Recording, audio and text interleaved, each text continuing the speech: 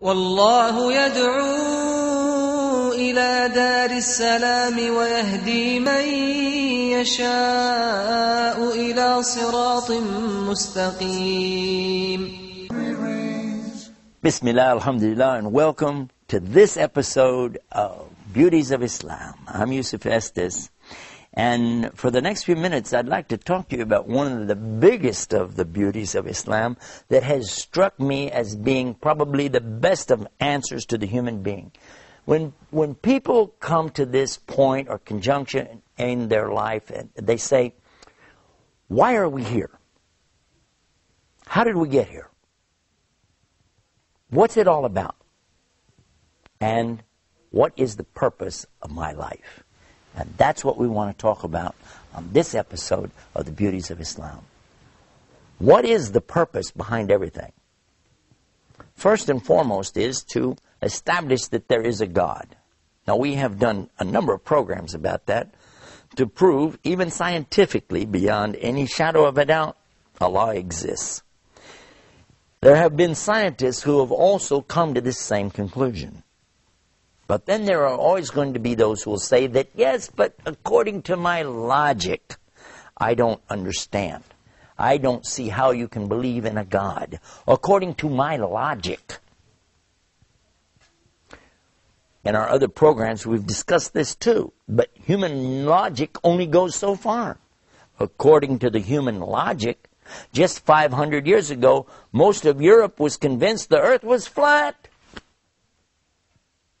They didn't know that the Quran had already said it was round 1,400 years ago. But what about 2,000 years ago? What did the people think about the earth? Human logic, you look straight out and the earth looks flat. You don't really see the curve, do you? No, you don't. So how far can you go with human logic? And stop and think about this. According to our logic, if we had to use just this and not know some of the scientific discoveries, there are a lot of things that, well, just wouldn't work. I remember, okay, for instance, when I was going to school many years ago, they told us according to the aerodynamics of the bee. Now we're talking about a honeybee, you know, zzz, little bee, right? Nahl, they call him in Arabic. And this little guy, he's kind of fat, kind of big, and he has tiny wings on him. And they said, according to their logic, according to the aerodynamics that they understood of flight, the bee can't fly. I said, the bee can't fly. I was a little boy. I was thinking, the bee can't fly according to your books, according to your teaching, according to your aerodynamic design. A bee can't fly. I said, it's a good thing the bee can't read, because if he read the book and found out he couldn't fly, he'd have to walk to all of the flowers. Human logic? Human logic is nothing more than a reflection of the current mode of thought of the day. People at the time of Plato and Socrates and the great thinkers of old also thought that they knew everything there was to know about everything. But if you want to insist on human logic, I will allow that in our conversation simply because it's logical. And at the same time, I'm going to ask you a question. Who was it, in fact, in the very beginning that came out with this concept of logic anyway? Human logic, the brain, the way we rationalize things, the way we understand things came about from who? The very people I just mentioned. Socrates, Plato, those thinkers. And guess what? You want to accept that?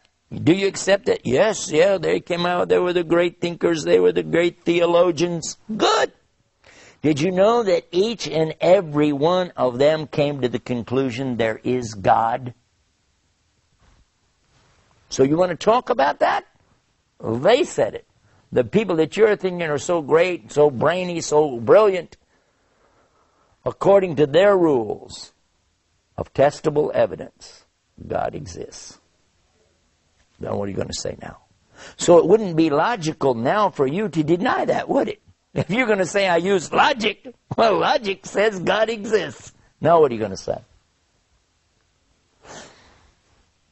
I recall that there was an incident of a professor who insisted to his students, there's no God. He kept saying, there's no God, there's no God.